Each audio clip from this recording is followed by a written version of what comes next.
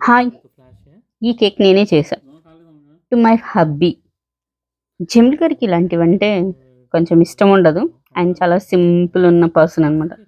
కానీ మా కోసం మాత్రం కొంచెం ఆగి, మా సంతోషాన్ని స్పాయిల్ చేయకుండా మాకు చాలా సంతోషాన్నిస్తాడు. సో, అలాంటి పర్సన్ కోసం స్పెషల్‌గా నేనే చేసిన ఈ కేక్. సో, దీంట్లో స్పెషాలిటీ ఏంటంటే ఒకటి నేను క్రీమ్ అస్సలు వాడను. బేసిక్‌గా నాకు క్రీమ్ కలర్స్ అట్లాంటివంటే ఇష్టం ఉండదు. సో, ఈ బర్త్‌డేకి అయితే మాత్రం క్రీమ్‌ని హైలైట్ చేశాము. ఇది మా పెద్దోడి ఇంట్రెస్ట్ అనమాట. సో, ఇది ఈరోజు నేను చేసిన కేక్. జమిల్ గారి బర్త్‌డే అని చెప్పట్లేదు. మా అత్తయ్య నాకిచ్చిన స్పెషల్ గిఫ్ట్ మా హస్బెండ్. చాలా సహనం ఉన్న పర్సన్. అలాగని మనిషి ఏదో పెళ్ళాం మాట వింటాడో అట్లాంటివి కావు. నన్నెక్కడ కంట్రోల్‌లో పెట్టాలో తనకి బాగా తెలుసు. ఎక్కడ ఆపాలో కూడా బాగా తెలుసు. అన్నీ విన్నట్టే ఉంటాడు. కానీ తనకి కన్వీనియంట్ అయిన పనే చేయిస్తాడు. కానీ నన్ను హర్ట్ చేయకుండా నాతోనే చేయించుకుంటాడు.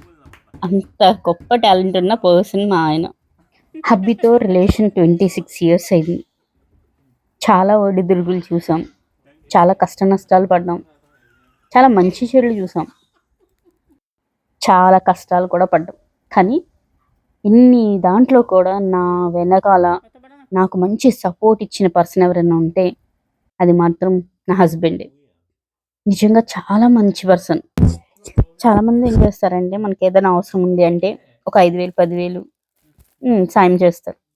కానీ నా హస్బెండ్ మాత్రం నాకు సపోర్ట్ చేసిన ఫస్ట్ నేను ఎవరి మీద డిపెండ్ అవ్వకుండా నేనే వేరే వాళ్ళకి ఇచ్చేటట్టుగా మంచి బేస్ అయితే వేశారు.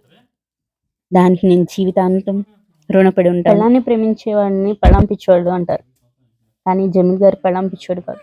పెళ్ళాన్ని ఎక్కడ కంట్రోల్లో పెట్టాలన్నది తెలిసిన జెమ్స్ లాంటి పర్సన్.